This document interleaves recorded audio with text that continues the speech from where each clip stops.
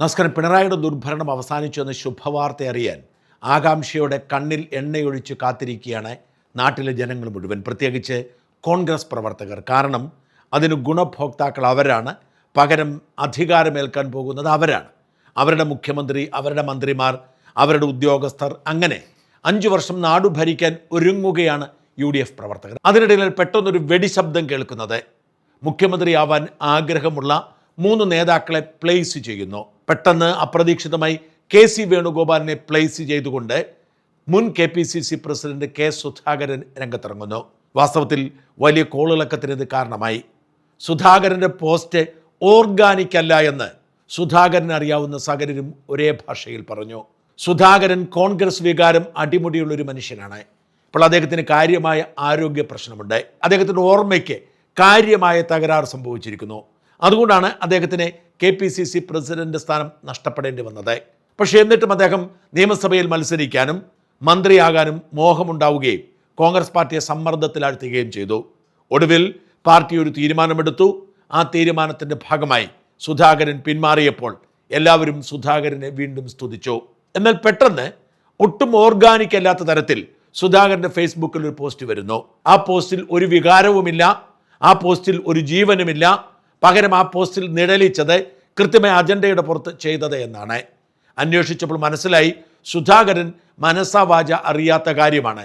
സുധാകരൻ്റെ page കൈകാര്യം ചെയ്യുന്ന മകളും മരുമകനും മറ്റു ചില ബാഹ്യ സമ്മർദ്ദങ്ങൾക്ക് വഴങ്ങി ചെയ്തതായിരുന്നു ആ പോസ്റ്റ്.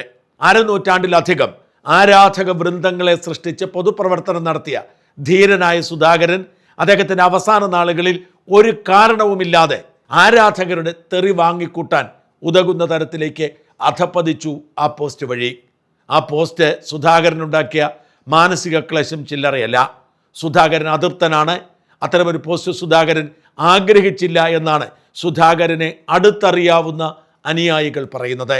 പക്ഷെ എന്നിട്ടും അങ്ങനെ ഒരു പോസ്റ്റ് പ്രത്യക്ഷപ്പെട്ടത് എങ്ങനെയാണ്? ചിലരുടെ താല്പര്യമായിരുന്നു.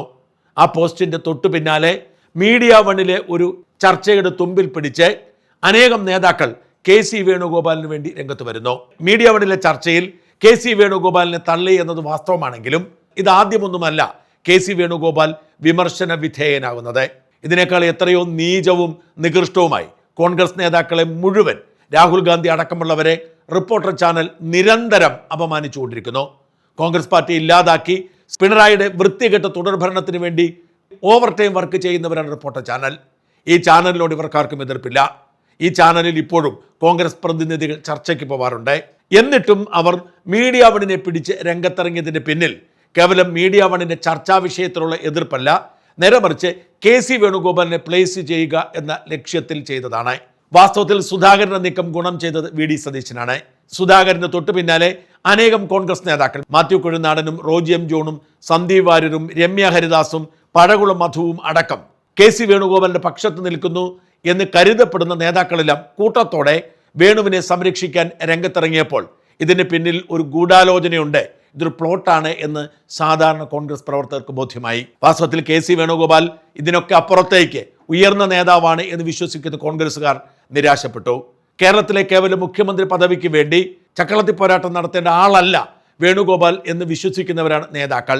വേണുവിൻ്റെ അറിവോടെയാണോ അനുയായികൾ ഈ വൃത്തികേട് കാട്ടിയതെന്ന് വ്യക്തമല്ല. പക്ഷേ യുദ്ധം കൊണ്ട് ഗുണമുണ്ടായത് VD സതീശനാണ്.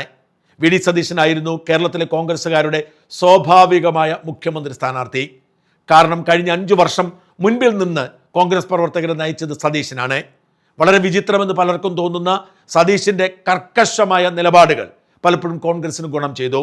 അതിലൊന്ന് PV അൻവറിൻ്റെ സമ്മർദ്ദത്തിന് വഴങ്ങി അൻവറെ കൂടെ കൂട്ടാൻ മുസ്ലിം ലീഗ് പോലും ശ്രമിച്ചപ്പോൾ നോ പറഞ്ഞ ധീരതയാണ്. നിലമ്പൂർ ഉപതെരഞ്ഞെടുപ്പിൽ താൻ പറയുന്ന സ്ഥാനാർത്ഥിയായിരിക്കണം മത്സരിക്കേണ്ടത് എന്നായിരുന്നു ആദ്യം അൻവറിൻ്റെ നിബന്ധന. ആഭ്യന്തരമന്ത്രി പദവി അടക്കം 3 സീറ്റുകൾ വേണമെന്ന് പിന്നീട് അൻവർ നിബന്ധന മുമ്പോട്ട് വെച്ചു. ഘടകകക്ഷിയായേ മതിയാവൂ എന്ന് അൻവർ പറഞ്ഞു. അങ്ങനെ ഒരുപാട് നിബന്ധനകൾ വെച്ചിട്ടും നോ പറഞ്ഞ് അൻവറെ അകറ്റി നിർത്താൻ VD സതീശന് കഴിഞ്ഞു. അപ്പോൾ അൻവർ VD സതീശനെ പാഠം പഠിപ്പിക്കാൻ നിലമ്പൂരിൽ സ്ഥാനാർത്ഥിയെ രംഗത്ത് വന്നു. ഇതോടുകൂടി കോൺഗ്രസ് നേതാക്കൾ പകച്ചുപോയി. പക്ഷെ VD സതീശൻ പകച്ചില്ല. VD സതീശൻ ചങ്കൂറ്റത്തോടെ വെല്ലുവിളിച്ചു മുമ്പോട്ട് പോയി വലിയ തിളക്കമുള്ള വിജയവും സമ്മാനിച്ചു. ഇത്തരത്തിൽ ധീരമായ നിലപാടുകൾ പലപ്പോഴും വി.ഡി. സതീശനെടുക്കും. ഇത് വി.ഡി. സതീശന്മേൽ പൊതുസമൂഹത്തിന് വലിയ വിശ്വാസം ഉണ്ടാക്കി കൊടുത്തു. വി.ഡി. മുഖ്യമന്ത്രിയായാൽ പിണറായിയെയും അദ്ദേഹത്തിൻ്റെ പിണിയാളുകളായ കൊള്ളക്കാരെയും പിടിച്ച് ജയിലിലിടും എന്ന് നടന്നാലും നടന്നില്ലെങ്കിലും ഇവിടുത്തെ സാധാരണ ജനങ്ങൾ വിശ്വസിക്കാൻ തുടങ്ങി. തെരുവിലിറങ്ങി തുടങ്ങിയാൽ പിണറായിക്കിട്ട് പണി കൊടുക്കണമെങ്കിൽ, ഈ കൊള്ളക്കാരെ കൊണ്ട് ഉത്തരം പറയിപ്പിക്കണമെങ്കിൽ വി.ഡി. സതീശൻ തന്നെ വേണം മുഖ്യമന്ത്രി എന്ന് വിശ്വസിക്കുന്നവരുടെ എണ്ണം ഏറെയാണ്. പക്ഷേ കോൺഗ്രസ് പാർട്ടിക്കുള്ളിൽ വി.ഡി. സതീശന് സ്വീകാര്യതയില്ല. കോൺഗ്രസ് നേതാക്കളിൽ മിക്കവരെയും വി.ഡി. സതീശൻ പിണക്കിയിരിക്കുകയാണ്. ഷാഫി പറമ്പിൽ അടക്കമുള്ളവർ വി.ഡിക്ക് അനുകൂലമല്ല. സീറ്റ് നിശ്ചയത്തിൽ വി.ഡിക്ക് അനുകൂലമായ ഒരു തീരുമാനമുണ്ടായില്ല. എം.എൽ.എമാരുടെ തലയെണ്ണിയാൽ ഒരുപക്ഷെ കൂടുതൽ പേർ കൈപൊക്കുന്നത് കെ.സി. വേണുഗോപാലിന് വേണ്ടിയാവും. എന്ന് വെച്ചാൽ സാങ്കേതികമായി വി.ഡിയുടെ സാധ്യത ഇല്ലാതാക്കുന്ന തരത്തിലാണ് സീറ്റ് നിർണയം പോലും സംഭവിച്ചത്. ഈ പശ്ചാത്തലത്തിൽ എം.എൽ.എമാരുടെ ഭൂരിപക്ഷം പറഞ്ഞ് വി.ഡിയെ വെട്ടിയേക്കും എന്ന വാർത്തകൾക്കിടയിലാണ് പെട്ടെന്ന് കെ.സി. വേണുഗോപാലിനെ പ്ലേസ് ചെയ്യാൻ ഈ നീക്കം നടക്കുന്നത്. വേണുഗോപാൽ അറിഞ്ഞാണോ വേണുവിൻ്റെ അനുയായികൾ ഇത് ചെയ്തത് എന്ന സംശയം ബാക്കിയാവുന്നു. അറിഞ്ഞുകൊണ്ട് ഈ പണിക്ക് വേണു ഇറങ്ങുമെന്ന് വിശ്വസിക്കാൻ പ്രയാസമാണ്. വേണു മുഖ്യമന്ത്രിയാവാൻ ആഗ്രഹിച്ചാൽ അവസാനം തലയെണ്ണി വേണുവിനാകാൻ ഒരു തടസ്സവും ഉണ്ടായിരുന്നില്ല. കാരണം വേണുവാണ് സീറ്റ് നിശ്ചയിച്ചത്. വേണുവിനെ പിന്തുണയ്ക്കുന്നവരുടെ എണ്ണമായിരുന്നു കൂടുതൽ. പക്ഷേ ഈ വിവാദം വേണുവിനെ കൂടുതൽ തിരിച്ചടിയായി. ഇതോടുകൂടി സതീശന്റെ ജനവികാരം ഉയർന്നു. 2006 വി.എസ്. അച്യുതാനന്ദനെ വെട്ടാൻ വേണ്ടി പിണറായി വിജയൻ നടത്തിയ അതേ നീക്കമാണ് ഇപ്പോൾ വീണ്ടും ചർച്ചയാവുന്നത്. നമുക്കൊക്കെ അറിയാം, കേരളം കണ്ട ഏറ്റവും വലിയ കമ്മ്യൂണിസ്റ്റ് നേതാവായിരുന്നു വി.എസ്. അച്യുതാനന്ദൻ. 91 വി.എസ്. അച്യുതാനന്ദന്റെ നേതൃത്വത്തിൽ തെരഞ്ഞെടുപ്പ് നടന്നെങ്കിലും യു.ഡി.എഫ്. അധികാരത്തിലെത്തുന്നു. വി.എസ്. അച്യുതാനന്ദൻ പ്രതിപക്ഷ നേതാവാകുന്നു. 96 വി.എസ്. മുഖ്യമന്ത്രിയാവും എന്ന് കണക്കാക്കപ്പെടുന്നു. പക്ഷേ CPM അധികാരത്തിലെത്തിയെങ്കിലും പാർട്ടിക്കാർ വി.എസ്. അച്യുതാനന്ദനെ തോൽപ്പിക്കുന്നു. 96 മുഖ്യമന്ത്രിയാവേണ്ട വി.എസിനെ ആ കസേര തെറിയിക്കുന്നു. പകരം തെരഞ്ഞെടുപ്പിൽ മത്സരിക്കാത്ത ഇ.കെ. നായനാർ മുഖ്യമന്ത്രിയാവുന്നു.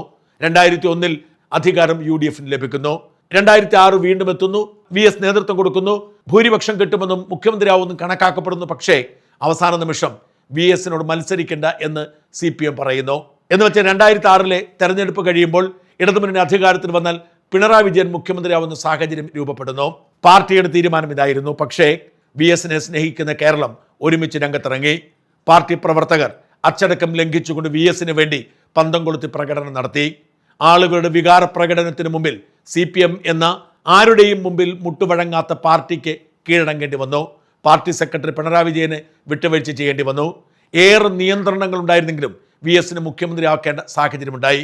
അത്തരമൊരു സാഹചര്യമാണ് ഇപ്പോൾ ഇവിടെ രൂപപ്പെട്ടു വരുന്നത്. എം.എൽ.എമാരുടെ തലയെണ്ണിയാൽ ഒരുപക്ഷെ വി.ഡി. സതീശന് ഭൂരിപക്ഷം കിട്ടിയെന്ന് വരില്ല. എന്നാൽ വി.ഡി. സതീശന് അനുകൂലമായ ഒരു അന്തരീക്ഷം സൃഷ്ടിക്കാൻ, ജനവികാരം ഉണർന്നു വരാൻ ഇപ്പോഴത്തെ വിവാദം കാരണമായി. കെ.സി. വേണുഗോപാലിന് വേണ്ടി രംഗത്തിറങ്ങിയ സകല നേതാക്കളുടെയും അടിയിൽ നൂറുകണക്കിന് വെട്ടുക്കിളികളെ പോലെ ആളുകൾ വന്ന് ചീത്ത വിളിച്ചു. ഒരിക്കലും സോഷ്യൽ മീഡിയയിൽ ചീത്ത വിളി കേൾക്കാത്ത സുധാകരന്റെ കീഴിൽ വന്ന കമന്റുകളിൽ ചിലത് ഇങ്ങനെയായിരുന്നു: സുധാകരന്റെ മാനസിക നില പരിശോധിക്കേണ്ടതുണ്ട്. നിങ്ങൾ ഇത്ര അധപതിക്കാൻ പാടില്ല. നിങ്ങളോടുള്ള ബഹുമാനം കൊണ്ട് പറഞ്ഞതാണ്, ഒന്നും വിചാരിക്കരുത്.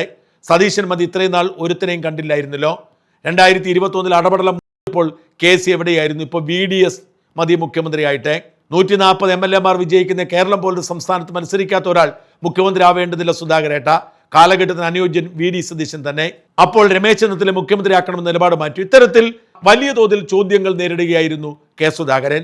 സന്ദീപ് വാര്യരുടെ പോസ്റ്റിനടിയിലും വി.ഡി. സതീശൻ നയിക്കണം, ഇത്തരം ചർച്ചകൾ ഒഴിവാക്കുക, ഇപ്പോൾ അതിനുള്ള സമയമല്ല.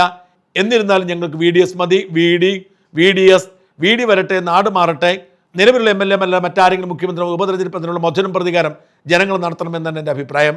ജനങ്ങൾക്ക് വി.ഡി. സതീശൻ മതി. മുഖ്യമന്ത്രിയായിട്ട് ഭൂരിപക്ഷം കിട്ടിയാൽ VDS നെക്സ്റ്റ് കേരള VDS. കേരളത്തിൻ്റെ സാധാരണ ജനങ്ങൾ വോട്ട് ചെയ്ത് ജയിപ്പിച്ച് ധീരതയോടെ UDF നയിച്ച് VDയെ മുഖ്യമന്ത്രിയാക്കാനാണ്. സ്ഥാനമോഹികൾ തൽക്കാലം അടങ്ങി നിൽക്കും. V.S. ശിവകുമാർ പിന്തുണയുമായി രംഗത്ത് വന്നിരുന്നു. കെ.സി. വേണുഗോപാൽ മെടുക്കാനാണ്. അദ്ദേഹത്തിൻ്റെ കഴിവിനാരും ചോദ്യം ചെയ്യുന്നില്ല. കേന്ദ്രത്തിൽ ഭരണം കിട്ടുമ്പോൾ നല്ല വകുപ്പ് കൊടുത്ത് മന്ത്രിയാക്കട്ടെ. കേരളത്തിൽ സതീശൻ മുഖ്യമന്ത്രിയാവട്ടെ. നീട്ടി എഴുതിയിട്ട് ആരും മുഴുവൻ വായിക്കാൻ പോകില്ല. തോറ്റാലും ജയിച്ചാലും തൽക്കാലം VD നയിക്കട്ടെ. ഇത്തരത്തിൽ ആണ് V.S. ശിവകുമാറിന് നേരിടേണ്ടി വന്നത്. രമ്യ ഹരിദാസിനോട് മുഖ്യമന്ത്രി സതീശൻ അല്ലാതെ മറ്റാരും വന്നാലും വീട് കയറിയും പോസ്റ്റ് ഒട്ടിക്കലും വേറെ ആളെ നോക്കേണ്ടി വരും പാർട്ടി.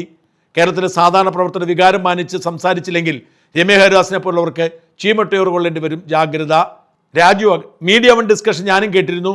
അതിൽ തെറ്റുണ്ടെന്ന് തോന്നുന്നില്ല. കെ.സി. മുഖ്യനാകുന്നതിലെ സാങ്കേതികത്വം അപാകതയുമാണ് വിവരിച്ചത്. അത് ശരിയാണ് താനും. കെ.സി. വന്നാൽ 2 തെരഞ്ഞെടുപ്പ് നിശ്ചയം. ഞാൻ വോട്ട് ചെയ്യുന്ന മണ്ഡലമാണെങ്കിൽ ദൈവം സത്യം, പ്രിയപ്പെട്ട റോജിക്ക് വോട്ട് ചെയ്ത് ഞാൻ കെ.സിക്ക് വോട്ട് ചെയ്യില്ല. അതുകൊണ്ട് സീറ്റ് ഒഴിഞ്ഞു കൊടുക്കാൻ പ്ലാനൊന്നും വേണ്ട. എൻ്റെ ചോയ്സ് VD തന്നെയാണ്. എന്നെപ്പോലെയാണ് പലരുടെയും. കുഴൽനാടനും കേൾക്കേണ്ടി വന്നു ശകാരം. അങ്ങനെ വരുന്ന ആൾ മൂവാറ്റുപുഴയിൽ നിന്നും മത്സരിക്കട്ടെ, മാത്യു കുഴൽനാടൻ രാജിവെച്ച് മാറിക്കൊടുക്കണം. MLA അല്ലാത്ത ഒരാൾ മുഖ്യമന്ത്രിയാകേണ്ട ഈ ഡയലോഗ് ഇലക്ഷന് മുമ്പ് പറഞ്ഞിരുന്നെങ്കിൽ മാത്യു തോറ്റേനെ. ഇലക്ഷൻ കഴിഞ്ഞ് പറഞ്ഞത് നന്നായി, ഇല്ലെങ്കിൽ മൂവാറ്റുപുഴയിൽ മാത്യുവിന് പോലും കുറച്ച് വോട്ടുകൾ നഷ്ടപ്പെട്ടേനെ. ഇത്തരത്തിൽ ആരൊക്കെയാണോ പിന്തുണയ്ക്കാൻ ശ്രമിച്ചത് അവർക്കൊക്കെ എതിരെ വലിയ ജനരോക്ഷമാണ് സോഷ്യൽ മീഡിയയിൽ ഉയർന്നു വരുന്നത്. പലരും അവരുടെ കമന്റ് ബോക്സ് പൂട്ടി തടി തപ്പിയിരിക്കുന്നു. ജനങ്ങളുടെ പൾസ് നേതാക്കൾക്ക് പിടികിട്ടി. അതുകൊണ്ടാണ് ഇന്നലെ മുതൽ സ്വിച്ച് ഇട്ടതുപോലെ ഈ ചർച്ച അവസാനിച്ചു പോയത്. ഇന്ന് ആരും ഇതേക്കുറിച്ച് ചർച്ച ചെയ്തില്ല, ആരും പോസ്റ്റ് ഇട്ടില്ല. കൃത്യമായ അജണ്ടയുടെ പുറത്ത് ചിലർ നടത്തിയ നീക്കം അമ്പെ പൊളിഞ്ഞു പോയിരിക്കുന്നു എന്ന് വേണം ഇത് മനസ്സിലാക്കാൻ. എന്തായാലും ഈ വിവാദത്തോടെ VD സതീശൻ കൂടുതൽ ശക്തനായിരിക്കുന്നു. MLA-മാരുടെ പിന്തുണയില്ലെങ്കിൽ പോലും VD സതീശനെ ഒഴിവാക്കാൻ കഴിയാത്തൊരു സാഹചര്യം സൃഷ്ടിക്കപ്പെട്ടിരിക്കുന്നു.